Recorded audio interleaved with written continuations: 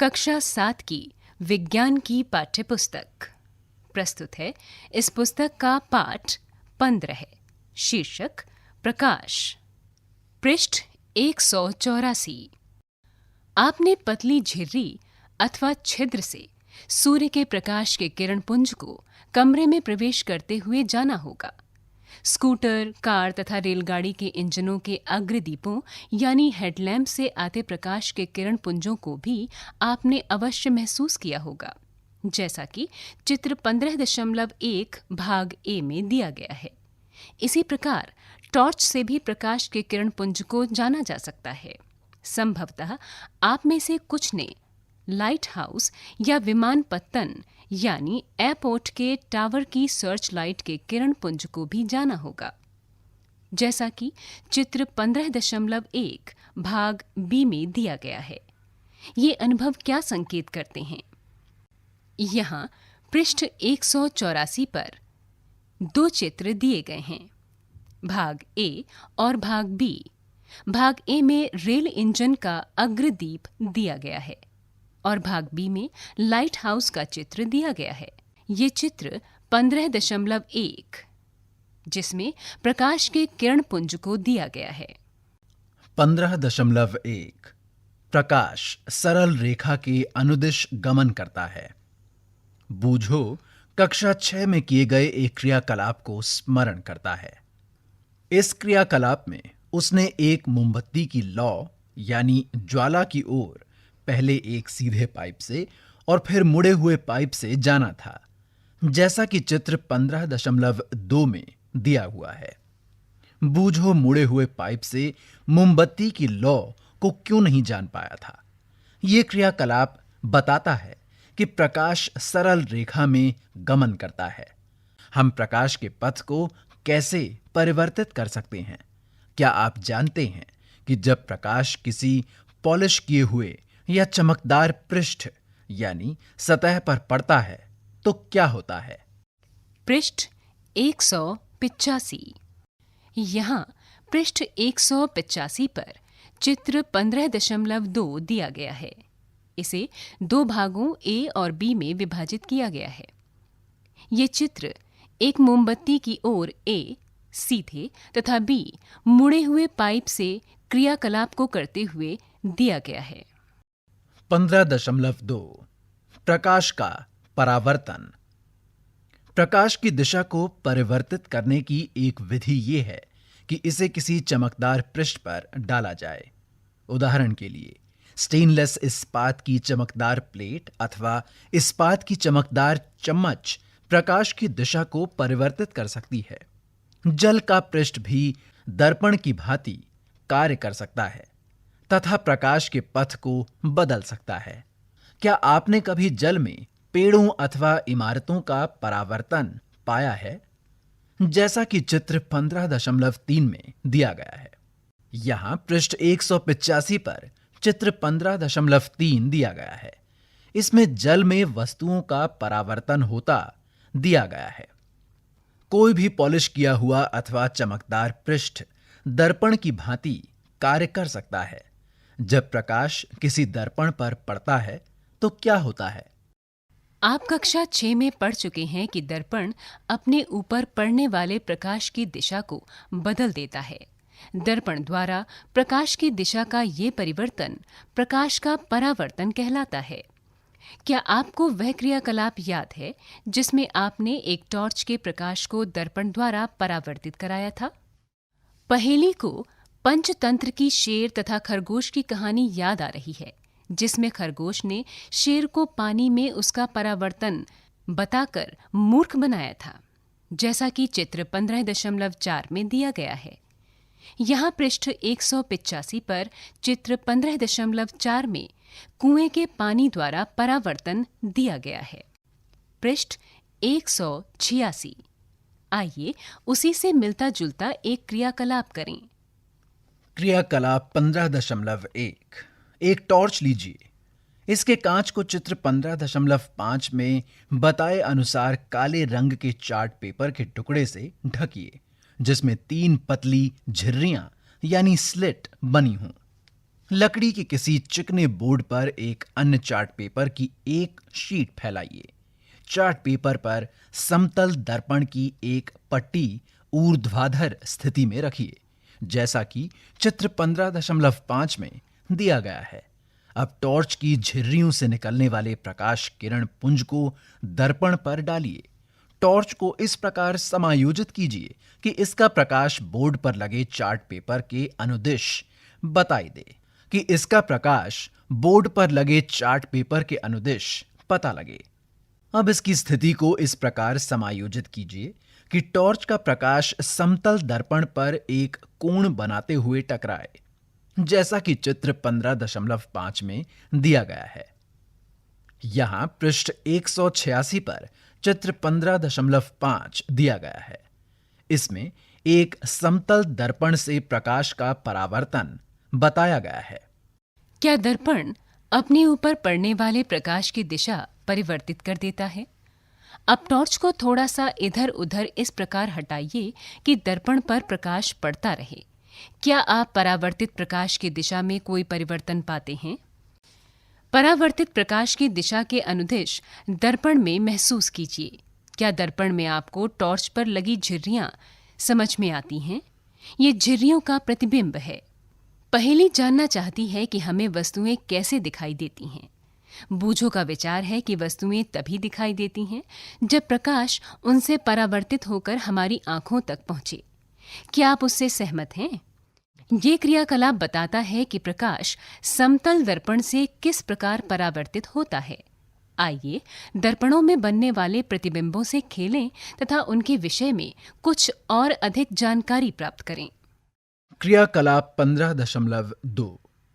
यहां पृष्ठ 186 पर क्रियाकलाप 15.2 में एक चेतावनी दी गई है। जलती हुई मोमबत्ती का उपयोग करते समय सावधानी बरतें। इस क्रियाकलाप को यदि अपने अध्यापक या घर के किसी बड़े सदस्य की उपस्थिति में करें तो अच्छा है। एक समतल दर्पण के सामने एक जलती हुई मोमबत्ती रखिए। मोमबत्ती की लौ को दर्पण में समझने का प्रयत्न कीजिए। ऐसा प्रतीत होता है जैसे कि इसी प्रकार की एक मोमबत्ती दर्पण के पीछे रखी हो। जो मोमबत्ती दर्पण के पीछे रखी प्रतीत होती है, दर्पण द्वारा बनाया गया मोमबत्ती का प्रतिबिंब है, जैसा कि चित्र 15.6 में दिया गया है। यहां मोमबत्ती किसी बिंब यानी वस्तु का उदाहरण है। अब मोमबत्ती को दर्पण के सामने विभिन्न स्थितियों में रखिए। प्रत्येक अवस्था में प्रतिबिंब को समझिए। क्या प्रत्येक दशा में प्रतिबिंब सीधा है? क्या प्रतिबिंब की लौ बिंब की लौ की भांति मोमबत्ती के ऊपरी सिरे पर समझ में आ रही है? इस प्रकार के प्रतिबिंब को सीधा प्रतिबिंब कहते हैं। समतल दर्पण द्वारा बनने वाला प्रतिबिंब दर्पण में सीधा तथा बिंब के समान आमाप यानी साइज का जान पड़ता है। पृष्ठ 187। यहाँ पृष्ठ 187 पर चित्र 15.6 दिया गया है। इस चित्र में समतल दर्पण में मोमबत्ती का प्रतिबिंब दिया गया है। बूझों ने अपनी नोटबुक में लिखा, क्या ये आश्चर्यजनक नहीं है कि दर्पण चाहे छोटा हो या बड़ा, मेरा प्रतिबिंब मेरे साइज के समान ही बनता है। अब दर्पण के पीछे एक पर्दा ऊर्ध्वाधर रखिए। पर्दे पर मोमबत्ती का प्रतिबिंब प्राप्त करने का प्रयत्न कीजिए। क्या आप पर्दे पर प्रतिबिंब प्राप्त कर पाते हैं? अब पर्दे को दर्पण के सामने रखिए। क्या अब आप पर्दे पर प्रतिबिंब प्राप्त कर पाते हैं? आप समझेंगे कि किसी भी स्थिति में मोमबत्ती का प्रतिबिंब पर्दे पर प्राप्त नहीं किया जा सकता। दर्पण से प्रतिबिंब की दूरी कितनी है? आइए एक और क्रियाकलाप करें। क्रियाकलाप 15.3। शतरंज का एक बोर्ड यानी चेस बोर्ड लीजिए। यदि चेस बोर्ड उपलब्ध न हो तो एक चार्ट पेपर पर समान साइज के 64 वर्ग बनाइए। पेपर के मध्य में एक मोटी रेखा खींचिए। इस रेखा पर एक समतल दर्पण को ऊर्ध्वाधर रखिए। दर्पण के सामने तीसरे वर्ग की सीमा पर कोई छोटी वस्तु जैसे पेंसिल, शार्पनर रखिए। जैसा कि चित्र 15.7 में किया गया है। दर्पण में इसके प्रतिबिंब की स्थिति नोट कीजिए। अब वस्तु को चौथे वर्ग की सीमा पर रखिए। फिर से दर्पण में प्रतिबिंब की स्थिति नोट कीजिए। क्या आप दर्पण से प्रतिबिंब की दूरी तथा दर्पण के सामने रखे बिंब की दूरी में कोई संबंध पाते हैं? यहाँ पृष्ठ 187 पर चित्र 15.7 दिया गया है। इस चित्र में समतल दर्पण में प्रतिबिंब की स्थिति निर्धारण करना बताया गया है। आप जानेंगे कि प्रतिबिंब दर्पण से उसके पीछे उतनी ही दूरी पर होता है जितनी कि दर्पण से बिंब की दूरी होती है। अब इसकी पुष्टि चार्ट पेपर या चेस बोर्ड पर बिंब को किसी भी स्थान पर रखकर कीजिए। पहेली ने अपनी नोटबुक में लिखा, समतल दर्पण में प्रतिबिंब दर्पण के पीछे बनता है। ये सीधा होता है, बिंब के साइज के समान होता है तथा दर्पण से प्रतिबिंब की दूरी दर्पण के सामने बिंब की दूरी के बराबर होती है। 15.3 दक्षिण या वाम। जब आप समतल दर्पण में अपना प्रतिबिंब पाते हैं तो क्या ये ठीक आपके ही जैसा होता है? क्या कभी आपने ध्यान दिया है कि आप तथा दर्पण में आपके प्रतिबिंब में एक रोचक अंतर है? आइए इसे ज्ञात करें। पृष्ठ 188 क्रियाकलाप 15.4।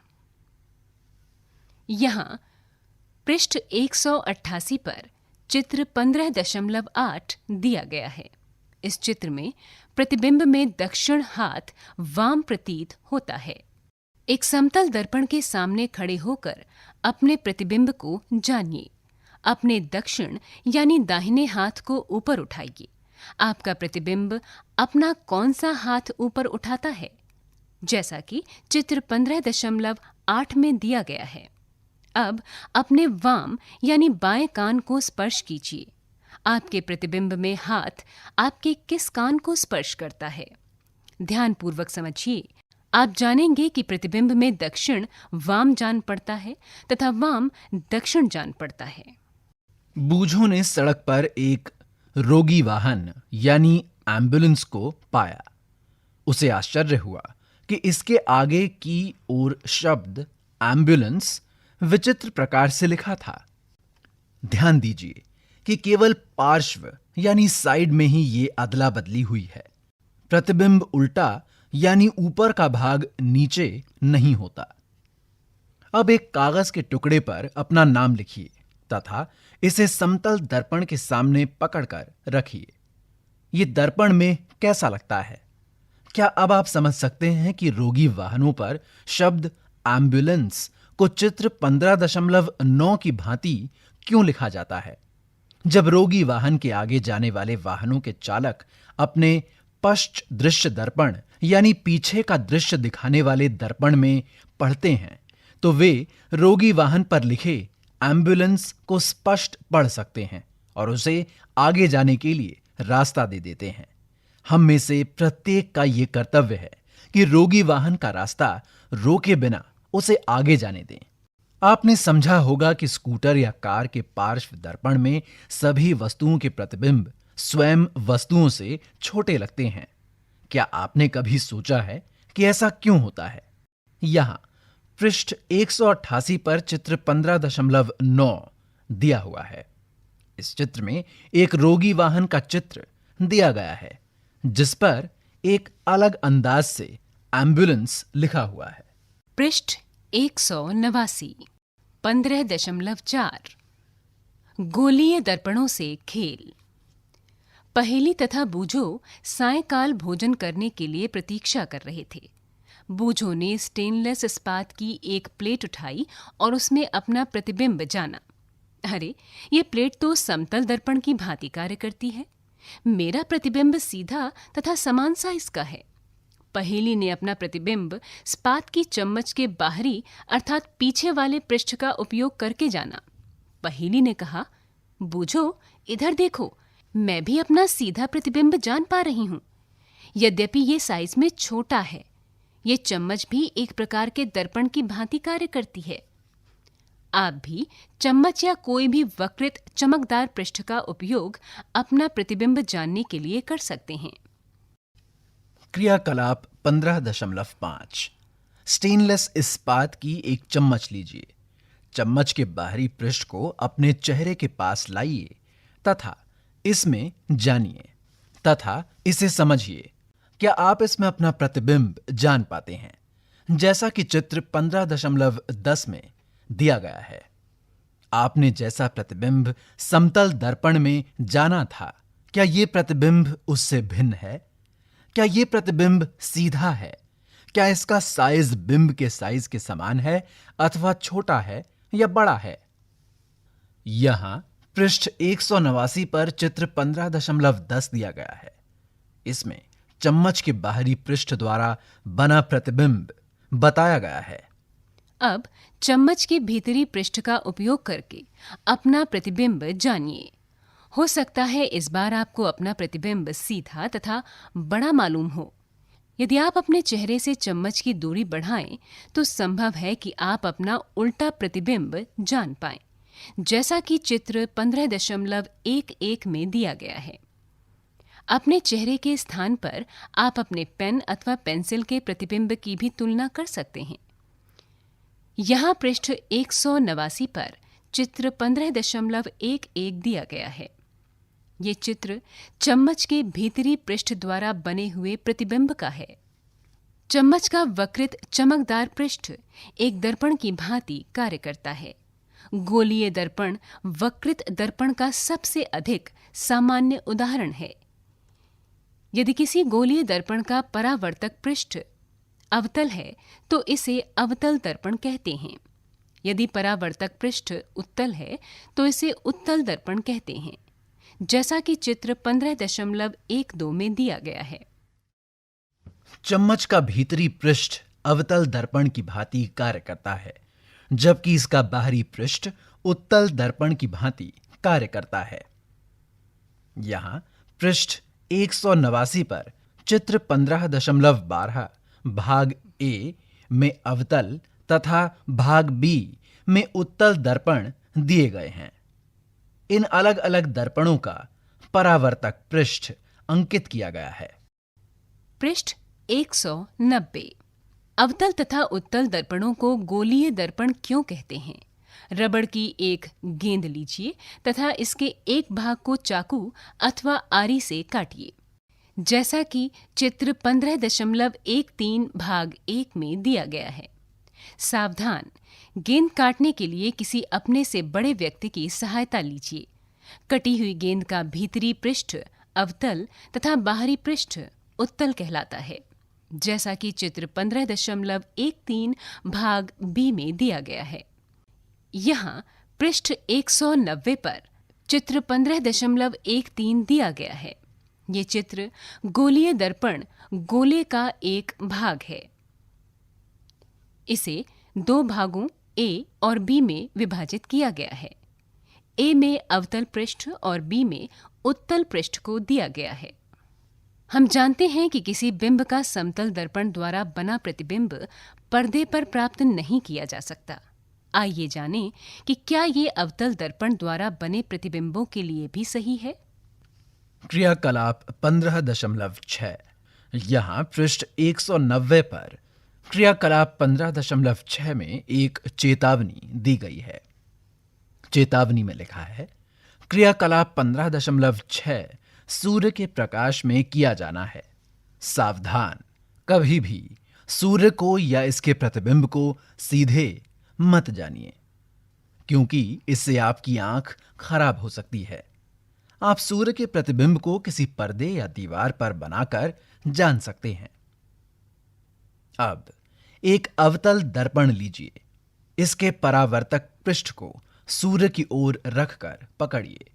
दर्पण से परावर्तित प्रकाश को एक कागज की शीट पर प्राप्त करने का प्रयत्न कीजिए। कागज की शीट को तब तक आगे पीछे यानी समायोजित कीजिए जब तक कि आपको एक तीक्ष्ण यानी स्पष्ट चमकदार बिंदु प्राप्त ना हो जाए, जैसा कि चित्र 15.14 में दिया गया है। यहां पृष्ठ 190 पर चित्र 15.14 दिया गया है। इसमें अवतल दर्पण सूर्य का वास्तविक प्रतिबिंब बनाता है, ये क्रियाकलाप करते हुए दिया गया है। दर्पण तथा कागज की शीट को कुछ मिनट के लिए स्थिर रखिए। क्या कागज जलना प्रारंभ कर देता है? ये चमकदार बिंदु वास्तव में सूर्य का प्रतिबिंब है। ध्यान दीजिए, ये प्रतिबिंब पर्दे यानी कागज की शीट पर बन रहा है। पर्दे पर बनने वाले प्रतिबिंब को वास्तविक प्रतिबिंब कहते हैं। स्मरण कीजिए कि क्रियाकलाप 15.2 में समतल दर्पण द्वारा बने मोमबत्ती की लौ के प्रतिबिंब को पर्दे पर प्राप्त नहीं किया जा सका था। इस प्रकार के प्रतिबिंब को आभासी प्रतिबिंब कहते हैं। आइए अब अवतल दर्पण द्वारा बने मोमबत्ती की लौ के प्रतिबिंब को पर्दे पर प्राप्त करने का प्रयत्न करें। क्रियाकलाप 15.7 अवतल दर्पण को चित्र 15.15 में बताए गए अनुसार मेज पर रखे किसी स्टैंड यानी कोई प्रबंध जो दर्पण को स्थिर रख सके का उपयोग किया जा सकता है, पर लगाइए। गत्ते की किसी शीट लगभग 15 सेंटीमीटर गुणा 10 सेंटीमीटर पर एक सफेद कागज चिपकाइए। यह एक पर्दे का कार्य करेगी। मेज पर एक जलती हुई मोमबत्ती दर्पण से लगभग 50 सेंटीमीटर की दूरी पर रखिए। पृष्ठ 191। पर्दे पर मोमबत्ती की लौ का प्रतिबिंब प्राप्त करने का प्रयत्न कीजिए। इसके लिए पर्दे को दर्पण की ओर अथवा दर्पण से दूर उस समय तक सरकाइए जब तक कि लौ का तीक्ष्ण प्रतिबिंब प्राप्त न हो जाए। ध्यान रखिए कि मोमबत्ती से दर्पण पर पड़ने वाले प्रकाश को पर्दा बाधा न पहुंचाए। क्या ये प्रतिबिंब वास्तविक है या आभासी है?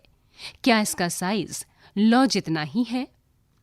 अब मोमबत्ती को दर्पण की ओर लाइए तथा इसे इससे अलग अलग दूरियों पर रखिए।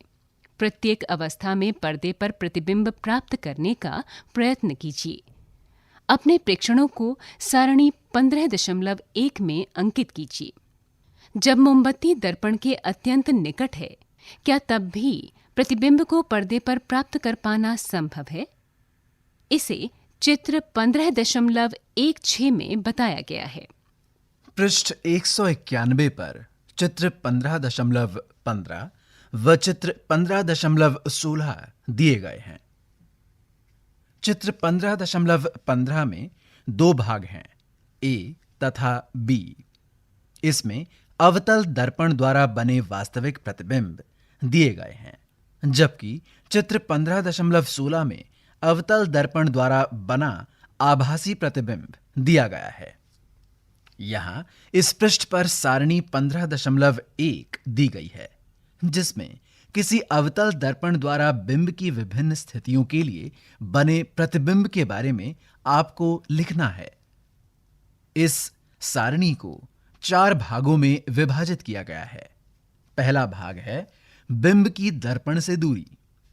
दूसरा भाग है प्रतिबिंब की प्रकृति, बिंब से छोटा या बड़ा।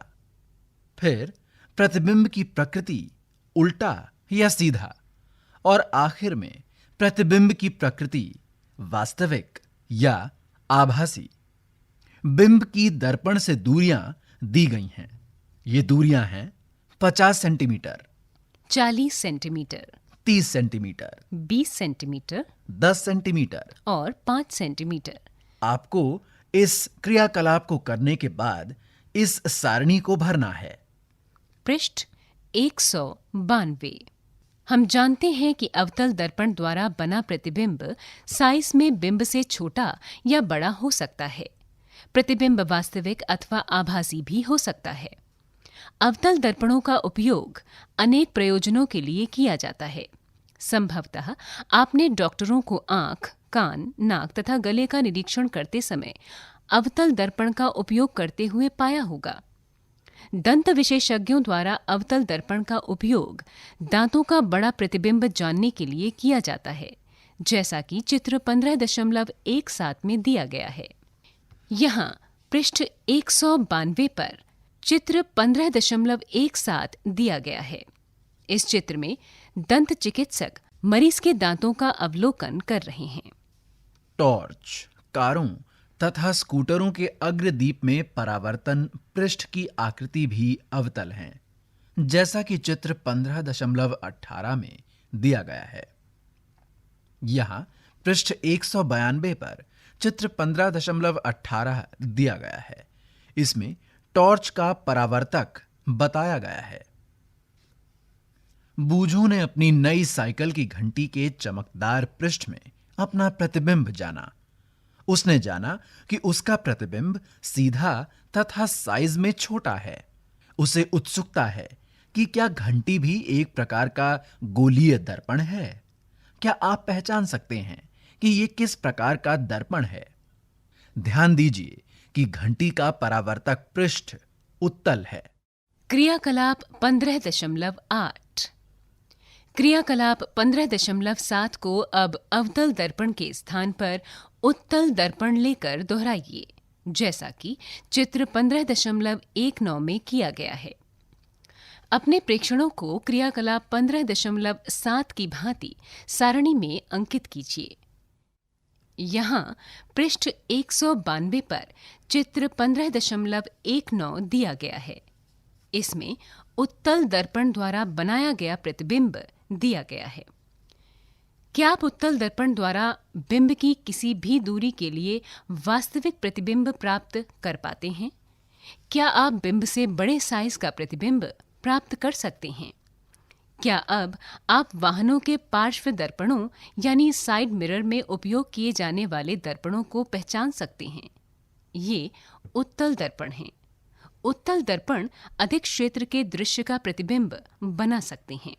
अतः ये चालकों को पीछे के अपेक्षाकृत अधिक क्षेत्र के वाहनों को देखने में सहायता करते हैं, जैसा कि चित्र 15.20 में दिया गया है। पृष्ठ 193। पृष्ठ 193 पर चित्र 15.20 दिया गया है।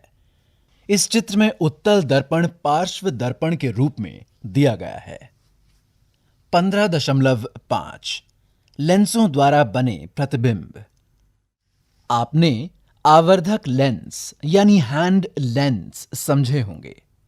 ये बहुत छोटे प्रिंट को पढ़ने के लिए उपयोग किए जाते हैं, जैसा कि चित्र 15.21 में दिया गया है। संभवतः आपने इसका उपयोग कॉकरोच अथवा केंचुए के शरीर के भागों को समझने के लिए भी किया होगा। आवर्धक लेंस वास्तव में एक प्रकार का लेंस ही है। यहां पृष्ठ 193 पर चित्र 15.21 दिया गया है। इसमें एक आवर्धक यानी हैंड लेंस दिया गया है। लेंसों का उपयोग व्यापक रूप में चश्मों, दूरदर्शियों यानी दूरबीनों तथा सूक्ष्मदर्शियों में किया जाता है। इस सूची में लेंसों के कुछ अन्य उपयोग जोड़ने का प्रयत्न कीजिए। कुछ लेंस लीजिए, उन्हें स्पर्श करके महसूस कीजिए। क्या आप केवल स्पर्श करके कुछ अंतर समझ पाते हैं? वे लेंस जो किनारों की अपेक्षा बीच में मोटे प्रतीत होते हैं, उत्तल लेंस कहलाते हैं, जैसा कि चित्र 15.22 भाग ए में दिया गया है। जो किनारों की अपेक्षा बीच में पतले महसूस होते हैं, अवतल लेंस कहलाते हैं, जैसा कि 15.22 भाग बी चित्र में दिया गया है। ध्यान दीजिए कि लेंस पारदर्शी होते हैं तथा इनमें से प्रकाश गुजर सकता है। यहां पृष्ठ 194 पर चित्र 15.22 भाग ए और बी दिए गए हैं। भाग ए में उत्तल लेंस तथा भाग बी में अवतल लेंस दिए गए हैं। यहां एक चेतावनी दी गई है। चेतावनी में लिखा है, लेंस से सूर्य को या किसी चमकीले प्रकाश को जानना खतरनाक है। आपको उत्तल लेंस से सूर्य के प्रकाश को अपने शरीर के किसी भाग पर फोकसित न करने के बारे में भी सावधानी बरतनी चाहिए। आइए लेंसों से खेलें। क्रियाकलाप 15.9 एक उत्तल लेंस अथवा आवर्धक लेंस लीजिए। इसे सूर्य की किरणों के मार्ग में रखिए। चित्र 15.23 में बताए गए अनुसार एक कागज की शीट रखिए। लेंस तथा कागज के बीच की दूरी को उस समय तक समायोजित कीजिए जब तक कि आपको कागज पर एक चमकदार बिंदु प्राप्त न हो जाए। इस स्थिति में लेंस तथा कागज को कुछ मिनट के लिए स्थिर रखिए। क्या कागज जलना प्रारंभ कर देता है? पृष्ठ 194। यहाँ पृष्ठ 194 पर चित्र 15.23 दिया गया है। उत्तल लेंस द्वारा सूर्य का वास्तविक प्रतिबिंब इस चित्र में दिया गया है। अब उत्तल लेंस को अवतल लेंस से बदल लीजिए। क्या अब भी आपको कागज पर चमकदार बिंदु समझ में आता है? इस बार आपको चमकदार बिंदु क्यों नहीं प्राप्त हो रहा है? हमने दर्पणों के लिए यह समझा है कि बिंब की विभिन्न स्थितियों के लिए प्रतिबिंबों की प्रकृति तथा साइज बदलते हैं। क्या ये लेंसों के लिए भी मान्य है? सामान्यतः उत्तल लेंस उस पर पड़ने वाले यानी आपतित प्रकाश को अभिसरित यानी अंदर की ओर मोड़ना कर देता है, जैसा कि चित्र 15.24 भाग ए में बताया गया है। इसीलिए इसे अभिसारी लेंस भी कहते हैं। इसके विपरीत अवतल लेंस आपतित प्रकाश को अपसरित यानी बाहर की ओर मोड़ना करता है, अतः इसे अपसारी लेंस कहते हैं, जैसा कि चित्र 15.24 भाग बी में बताया गया है। यहां पृष्ठ 194 पर चित्र 15.24 भाग ए और बी दिए गए हैं। इन दोनों भागों में अभिसारी और अपसारी लेंस दिए गए हैं। आइए जानें। क्रियाकलाप 15.10। एक उत्तल लेंस लीजिए तथा इसे मेज पर रखे एक स्टैंड पर लगाइए, जैसा कि आपने अवतल दर्पण में किया था। मेज पर एक जलती हुई मोमबत्ती को लेंस से लगभग 50 सेंटीमीटर की दूरी पर रखिए, जैसा कि चित्र 15.25 में किया गया है। यहाँ पृष्ठ 194 पर चित्र 15.25 दिया गया है। इस चित्र को दो भागों में विभाजित किया गया है, ए और बी। इस चित्र में विभिन्न दूरियों पर रखे बिंब के लिए उत्तल लेंस द्वारा बने प्रतिबिंब को दिया गया है। पृष्ठ 195। बूझो कहता है कि इसका अर्थ यह है कि हम लेंस द्वारा बने प्रतिबिंब को बिंब की दिशा में जानते हैं। लेंस के दूसरी ओर रखे कागज के पर्दे पर मोमबत्ती की लौ का प्रतिबिंब प्राप्त करने का प्रयत्न कीजिए। आपको पर्दे को लेंस की ओर या लेंस से दूर ले जाना होगा, जिससे कि आपको लौ का स्पष्ट यानी तीक्ष्ण प्रतिबिंब प्राप्त हो जाए। आपको किस प्रकार का प्रतिबिंब प्राप्त होता है? क्या ये वास्तविक है या आभासी? अब लेंस से मोमबत्ती की दूरी बदलिए, जैसा कि चित्र 15.25 में किया गया है। प्रत्येक अवस्था में कागज के पर्दे को सरकाकर इस पर मोमबत्ती की लौ का प्रतिबिंब प्राप्त करने का प्रयत्न कीजिए। अवतल दर्पण के लिए किए गए क्रियाकलाप 15.7 के अनुसार अपने प्रेक्षणों को सारणीबद्ध कीजिए। क्या बिंब की किसी स्थिति के लिए आपको ऐसा प्रतिबिंब प्राप्त होता है जो सीधा तथा आवर्धित हो, जैसा कि चित्र 15.26 में दिया गया है? क्या इस प्रतिबिंब को पर्दे पर प्राप्त किया जा सकता है? क्या ये वास्तविक है या आभासी? ऐसी स्थिति में ही उत्तल लेंस को आवर्धित लेंस की भांति उपयोग किया जाता है। इसी प्रकार अवतल लेंस द्वारा बने प्रतिबिंबों का अध्ययन कीजिए। आप पाएंगे कि अवतल लेंस द्वारा बने प्रतिबिंब सदैव आभासी, सीधे तथा बिंब के साइज से छोटे हैं, जैसा कि चित्र 15.27 में दिया गया है। यहाँ पृष्ठ 195 पर चित्र 15.27 दिया गया है। ये चित्र अवतल लेंस द्वारा बना प्रतिबिंब बताता है। 15.6 सूर्य का प्रकाश, श्वेत अथवा रंगीन। क्या आपने आकाश में कभी इंद्रधनुष पाया है? आपने ध्यान किया होगा कि ये प्रायः वर्षा के पश्चात सामने आता है, जब सूर्य आकाश में क्षितिज के पास होता है। इंद्रधनुष आकाश में अनेक रंगों के एक बड़े धनुष यानी आर्क के रूप में सामने आता है, जैसा कि चित्र 15.28 में दिया गया है। यहां पृष्ठ 195 पर चित्र 15.28 दिया गया है। इस चित्र में इंद्रधनुष का चित्र दिया गया है। पृष्ठ 195 पर चित्र 15.26 दिया गया है। इस चित्र में उत्तल लेंस द्वारा बना आभासी प्रतिबिंब दिया गया है। पृष्ठ 196। इंद्रधनुष में कितने वर्ण यानी रंग होते हैं? मोटे तौर पर इंद्रधनुष में 7 वर्ण होते हैं। ये हैं लाल, नारंगी, पीला, हरा, नीला, जामुनी तथा बैंगनी। आपने ये पाया होगा कि जब आप साबुन के बुलबुले बनाते हैं तो वे भी रंगीन लगते हैं। इसी प्रकार जब प्रकाश किसी सीडी से परावर्तित होता है तो आपको अनेक वर्ण मालूम होते हैं, जैसा कि चित्र 15.29 में दिया गया है। यहाँ पृष्ठ 196 पर चित्र 15.29 दिया गया है। ये चित्र सूर्य के प्रकाश में रखी एक सीडी का है।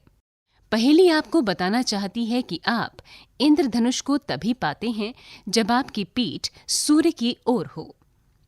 इन सब अनुभवों के आधार पर क्या हम ये कह सकते हैं कि सूर्य का प्रकाश विभिन्न वर्णों का मिश्रण है? आइए जांच करें। क्रियाकलाप 15.11। कांच का एक प्रिज्म लीजिए।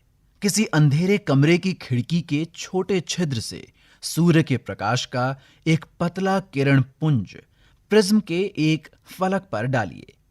प्रिज्म के दूसरे फलक से बाहर निकलने वाले प्रकाश का सफेद कागज की एक शीट अथवा सफेद दीवार पर गिरने दीजिए। आप क्या महसूस करते हैं? क्या आप इंद्रधनुष जैसे ही वर्ण यहां भी पाते हैं, जैसा कि चित्र 15.30 में दिया गया है? यह बताता है कि सूर्य के प्रकाश में 7 वर्ण विद्यमान हैं। ऐसे प्रकाश को श्वेत प्रकाश भी कहते हैं। श्वेत प्रकाश के वर्णों को पहचानने का प्रयत्न कीजिए तथा इनके नाम अपनी नोटबुक में लिखिए। यहां पृष्ठ 196 पर चित्र 15.30 दिया गया है। इसमें प्रिज्म सूर्य के प्रकाश की एक किरण पुंज को 7 वर्णों में विभाजित कर देता है। ये दिया गया है। क्या हम इन 7 वर्णों को मिलाकर श्वेत प्रकाश प्राप्त कर सकते हैं? आइए प्रयत्न करें। क्रियाकलाप 15.12। लगभग 10 सेंटीमीटर व्यास की गत्ते की एक वृत्ताकार डिस्क लीजिए। इस डिस्क को 7 खंडों में बांट लीजिए। जैसा कि चित्र 15.31 भाग ए में बताए गए अनुसार इन खंडों को इंद्रधनुष के 7 वर्णों से पेंट कीजिए। आप इन खंडों पर विभिन्न वर्णों के कागज भी चिपका सकते हैं। डिस्क के केंद्र पर एक छोटा छिद्र बनाइए। डिस्क को एक बॉल पेन के रिफिल की नोक पर ढीले से लगाइए। सुनिश्चित कीजिए कि डिस्क स्वतंत्रता पूर्वक घूर्णन कर यानी घूम सके, जैसा कि चित्र 15.31 भाग ए में दिया गया है। डिस्क को दिन के प्रकाश में घुमाइए। जब डिस्क तेजी से घूमती है तो वर्ण आपस में मिल जाते हैं तथा डिस्क श्वेत सी प्रतीत होती है, जैसा कि चित्र 15.31 भाग बी में दिया गया है। इस डिस्क को सामान्यतः न्यूटन की डिस्क कहते हैं। पहेली कहती है, इसका अर्थ ये है कि श्वेत प्रकाश में 7 वर्ण होते हैं। पृष्ठ 197। यहां पृष्ठ 197 पर चित्र 15.31 भाग ए और भाग बी दिए गए हैं। भाग ए में 7 वर्णों वाली कोई डिस्क और भाग बी में वही डिस्क तेजी से घुमाने पर श्वेत प्रतीत होती है दिए गए हैं। पहेली को एक अद्वितीय विचार आया है उसने एक वृत्ताकार डिस्क की सहायता से एक छोटा सा लट्टू बनाया जिस पर इंद्रधनुष के 7 वर्णों को पेंट किया गया है, जैसा कि चित्र 15.32 में बना गया है। जैसा कि चित्र 15.32 में बताया गया है, जब लट्टू घूर्णन करता है तो वो लगभग श्वेत दिखाई देता है। जब लट्टू घूर्णन करता है तो वह लगभग श्वेत मालूम होता है। यहां पृष्ठ 197 पर चित्र 15.32 दिया गया है। 7 वर्णों वाला लट्टू इस चित्र में घूर्णन करता हुआ बताया गया है। प्रमुख शब्द: अवतल लेंस, अवतल दर्पण, उत्तल लेंस, उत्तल दर्पण, प्रतिबिंब, बिंब, आवर्धक लेंस, पश्च दृश्य दर्पण, प्रिज्म, इंद्रधनुष, वास्तविक प्रतिबिंब, पार्श्व दर्पण, गोलीय दर्पण, आभासी प्रतिबिंब, अभिसरित, अभिसारी लेंस, अपसरित। अपसारी लेंस। पृष्ठ 198। आपने क्या सीखा? प्रकाश सरल रेखा के अनुदिश गमन करता है। कोई भी पॉलिश किया हुआ अथवा चमकदार पृष्ठ दर्पण की भांति कार्य करता है। जो प्रतिबिंब पर्दे पर प्राप्त किया जा सके वास्तविक प्रतिबिंब कहलाता है। जिस प्रतिबिंब को पर्दे पर प्राप्त ना किया जा सके उसे आभासी प्रतिबिंब कहते हैं। समतल दर्पण द्वारा बना प्रतिबिंब सीधा होता है, ये आभासी होता है तथा बिंब के समान साइज का होता है। प्रतिबिंब दर्पण के पीछे उतनी ही दूरी पर बनता है जितनी कि दर्पण के सामने बिंब की दूरी होती है। दर्पण द्वारा बने प्रतिबिंब में बिंब का वाम भाग प्रतिबिंब के दक्षिण भाग की भांति ही मालूम होता है तथा बिंब का दक्षिण भाग प्रतिबिंब के वाम भाग की भांति मालूम होता है। अवतल दर्पण वास्तविक तथा उल्टा प्रतिबिंब बना सकता है। जब बिंब को दर्पण के अत्यंत निकट रखते हैं तो प्रतिबिंब आभासी, सीधा तथा आवर्धित होता है। उत्तल दर्पण द्वारा बना प्रतिबिंब सीधा, आभासी तथा साइज में बिंब से छोटा होता है। उत्तल लेंस वास्तविक तथा उल्टा प्रतिबिंब बना सकता है। जब बिंब लेंस के अत्यंत निकट रखा जाता है तो बनने वाला प्रतिबिंब आभासी, सीधा तथा आवर्धित होता है। जब उत्तल लेंस को वस्तुओं को आवर्धित करके जानने के लिए उपयोग किया जाता है तो उसे आवर्धक लेंस कहते हैं। अवतल लेंस सदैव सीधा, आभासी तथा साइज में बिंब से छोटा प्रतिबिंब बनाता है। श्वेत प्रकाश 7 वर्णों का मिश्रण है। अभ्यास 1। रिक्त स्थानों की पूर्ति कीजिए। क। जिस प्रतिबिंब को पर्दे पर ना प्राप्त किया जा सके वो रिक्त स्थान कहलाता है। ख। यदि प्रतिबिंब सदैव आभासी तथा साइज में छोटा हो तो ये किसी उत्तल रिक्त स्थान द्वारा बना होगा। ग। यदि प्रतिबिंब सदैव बिंब के साइज का बने तो दर्पण रिक्त स्थान होगा। घ। जिस प्रतिबिंब को पर्दे पर प्राप्त किया जा सके वह रिक्त स्थान प्रतिबिंब कहलाता है। च। अवतल रिक्त स्थान द्वारा बनाया गया प्रतिबिंब पर्दे पर प्राप्त नहीं किया जा सकता। पृष्ठ 199। 2। यहां दिए गए वक्तव्य सत्य हैं अथवा असत्य। क। हम उत्तल दर्पण से आवर्धित तथा सीधा प्रतिबिंब प्राप्त कर सकते हैं। ख। अवतल लेंस सदैव आभासी प्रतिबिंब बनाता है। ग। अवतल दर्पण से हम वास्तविक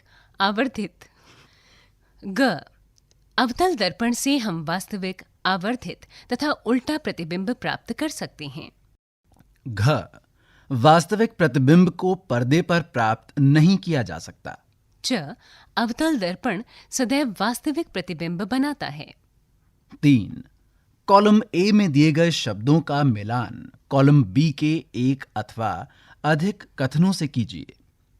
कॉलम ए में दिए गए शब्द हैं क। समतल दर्पण ख उत्तल दर्पण, ग उत्तल लेंस, घ अवतल दर्पण, च अवतल लेंस। कॉलम बी में दिए गए कथन हैं: 1. आवर्धक लेंस की भांति उपयोग होता है। 2. अधिक क्षेत्र के दृश्य का प्रतिबिंब बना सकता है। 3. दंत चिकित्सक दांतों का आवर्धित प्रतिबिंब जानने के लिए उपयोग करते हैं। 4. उल्टा तथा आवर्धित प्रतिबिंब बना सकता है। 5. प्रतिबिंब सीधा तथा बिंब के साइज का प्रतिबिंब बनाता है। 6. सीधा तथा बिंब के साइज से छोटा प्रतिबिंब बनाता है। 4. समतल दर्पण द्वारा बने प्रतिबिंब के अभिलक्षण लिखिए। 5. अंग्रेजी या अन्य कोई भाषा जिसका आपको ज्ञान है कि वर्णमाला के उन अक्षरों का पता लगाइए जिनके समतल दर्पण में बने प्रतिबिंब बिल्कुल अक्षरों के सदृश लगते हैं। अपने परिणामों की विवेचना कीजिए। 6. आभासी प्रतिबिंब क्या होता है? कोई ऐसी स्थिति बताइए जहां आभासी प्रतिबिंब बनता हो। 7. उत्तल तथा अवतल लेंसों में 2 अंतर लिखिए। 8. अवतल तथा उत्तल दर्पणों का एक एक उपयोग लिखिए। 9. किस प्रकार का दर्पण वास्तविक प्रतिबिंब बना सकता है? 10. किस प्रकार का लेंस सदैव आभासी प्रतिबिंब बनाता है? पृष्ठ 200। प्रश्न संख्या 11 से 13 में सही विकल्प का चयन कीजिए। 11. बिंब से बड़े साइज का आभासी प्रतिबिंब बनाया जा सकता है। 1. अवतल लेंस द्वारा। 2. अवतल दर्पण द्वारा। 3. उत्तल दर्पण द्वारा। 4. समतल दर्पण द्वारा। 12. डेविड अपने प्रतिबिंब को समतल दर्पण में पा रहा था। दर्पण तथा उसके प्रतिबिंब के बीच की दूरी 4 मीटर है। यदि वो दर्पण की ओर 1 मीटर चलता है तो डेविड तथा उसके प्रतिबिंब के बीच की दूरी होगी 1. 3 मीटर, 2. 5 मीटर, 3. 6 मीटर या 4. 8 मीटर। 13. एक कार का पश्च दृश्य दर्पण समतल दर्पण है। ड्राइवर अपनी कार को 2 मीटर प्रति सेकंड की चाल से बैक करते समय पश्च दृश्य दर्पण में अपनी कार के पीछे खड़े यानी पार्क किए हुए किसी ट्रक का प्रतिबिंब जानता है। ड्राइवर को ट्रक का प्रतिबिंब जिस चाल से अपनी ओर आता हुआ प्रतीत होगा वो है 1 मीटर प्रति सेकंड, 2 मीटर प्रति सेकंड, 3 4 मीटर प्रति सेकंड, 4 8 मीटर प्रति सेकंड। विस्तारित अधिगम, क्रियाकलाप और परियोजना कार्य। 1. दर्पण से खेलिए। कागज की एक पतली शीट, पॉलिथीन या कांच पर स्केच पेन से अपना नाम लिखिए। समतल दर्पण के सामने खड़े होकर शीट पर लिखे अपने नाम को पढ़िए। अब दर्पण में अपने द्वारा लिखे नाम के प्रतिबिंब को जानिए। 2. पानी में जलती मोमबत्ती। जूते का एक खाली डिब्बा लीजिए जो एक ओर से खुला हो। इसमें एक छोटी जलती हुई मोमबत्ती रखिए। पारदर्शक कांच की एक शीट लगभग 25 सेंटीमीटर गुणा 25 सेंटीमीटर इस मोमबत्ती के सामने रखिए। जैसा कि पारदर्शक कांच की एक शीट लगभग 25 सेंटीमीटर गुणा 25 सेंटीमीटर इस मोमबत्ती के सामने रखिए, जैसा कि चित्र 15.33 में दिया गया है। पृष्ठ 201। कांच की शीट के पीछे मोमबत्ती के प्रतिबिंब की स्थिति नोट कीजिए। इस स्थिति पर पानी से भरा एक गिलास रखिए। अपने मित्रों से कांच की शीट के आर पार मोमबत्ती के प्रतिबिंब को समझने के लिए कहिए। आपके मित्रों को यह समझकर आश्चर्य होगा कि मोमबत्ती पानी में जल रही है। कारण की व्याख्या करने का प्रयत्न कीजिए। यहां पृष्ठ 201 पर चित्र 15.33 दिया गया है। इसमें पानी में जलती हुई मोमबत्ती का यह अभ्यास बताया गया है। 3. इंद्रधनुष बनाइए। स्वयं अपना इंद्रधनुष बनाने का प्रयत्न कीजिए। इस परियोजना को आप प्रातःकाल या सायंकाल कर सकते हैं। सूर्य की ओर अपनी पीठ करके खड़े हो जाइए। बाग में पानी देने के लिए काम आने वाला मोटा पाइप लीजिए। अपने सामने पानी का एक फव्वारा बनाइए। इस फव्वारे में आप इंद्रधनुष के विभिन्न वर्ण जान सकते हैं। 4. किसी विज्ञान केंद्र, विज्ञान पार्क या गांव के मेले में हास्य गैलरी यानी हंसी के गोलगप्पे ढूंढिए। वहां पर आपको कुछ बड़े दर्पण मिलेंगे। इन दर्पणों में आप अपना विकृत तथा हास्यकर प्रतिबिंब पा सकते हैं। यहां उपयोग किए जाने वाले दर्पणों के प्रकार जानने का प्रयत्न कीजिए। 5. किसी समीपस्थ अस्पताल में जाइए। आप किसी दंत या नेत्र चिकित्सक या नाक, कान व गले के विशेषज्ञ के चिकित्सालय में भी जा सकते हैं। डॉक्टर से उन दर्पणों को बताने की प्रार्थना कीजिए जो कान, नाक, गला, आंख तथा दांत को परखने के लिए उपयोग किया जाता है। क्या आप इन यंत्रों में उपयोग किए जाने वाले दर्पणों को पहचान सकते हैं? 6. भूमिका का खेल यानी रोल प्ले। इस खेल को कुछ बच्चों का समूह यानी ग्रुप मिलकर खेल सकता है। एक बच्चे को बिंब की भूमिका करने को दी जाएगी तथा दूसरा बच्चा इस बिंब के प्रतिबिंब की भूमिका करेगा। बिंब तथा प्रतिबिंब एक दूसरे के प्रतिबिंब की भूमिका निभाएगा। बिंब तथा प्रतिबिंब एक दूसरे के आमने सामने बैठेंगे। बिंब अपने अंगों से कुछ गतियां करेगा, जैसे अपना एक हाथ उठाएगा, एक कान पकड़ेगा आदि।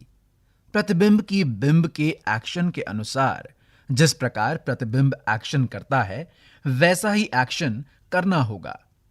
बाकी ग्रुप प्रतिबिंब के एक्शनों को समझेगा। यदि प्रतिबिंब सही एक्शन नहीं कर पाता तो वो खेल से बाहर हो जाएगी या हो जाएगा। उसका स्थान दूसरा बच्चा ले लेगा और खेल आगे बढ़ता जाएगा। आप अपने नियम बनाकर उसके अनुसार अंक देने की कोई विधि तय कर सकते हैं। जो ग्रुप सबसे अधिक अंक प्राप्त करेगा वो विजयी घोषित किया जाएगा। क्या आप जानते हैं दर्पण अस्त्रों की भांति भी उपयोग में लाए जा सकते हैं? कहते हैं कि ग्रीक वैज्ञानिक आर्किमिडीज ने लगभग 2000 वर्ष पहले ऐसा कर दिया था। जब रोमनों ने ग्रीक के समुद्री तट के साइराक्यूज यानी सिसिली नामक नगर पर आक्रमण किया तो आर्किमिडीज ने चित्र 15.34 में बताए अनुसार दर्पणों को लगाया। दर्पणों को किसी भी दिशा में घुमाया जा सकता था। इन्हें इस प्रकार व्यवस्थित किया गया कि वे सूर्य के प्रकाश को रोमन सैनिकों के ऊपर परावर्तित कर सकते थे। सूर्य के प्रकाश से रोमन सैनिक चौंधिया गए। वे नहीं जानते थे कि क्या हो रहा है। वो चकरा गए और भाग खड़े हुए। ये एक ऐसा उदाहरण है जो ये स्पष्ट करता है कि किस प्रकार सैनिक ताकत पर सूझबूझ से विजय पाई जा सकती है। यहाँ पृष्ठ 202 पर चित्र 15.34 दिया गया है। ये चित्र आर्किमिडीज के दर्पण का वही चित्र है। इसी के साथ 18 पाठों की इस पुस्तक का पाठ 15 शीर्षक प्रकाश यहाँ समाप्त हुआ।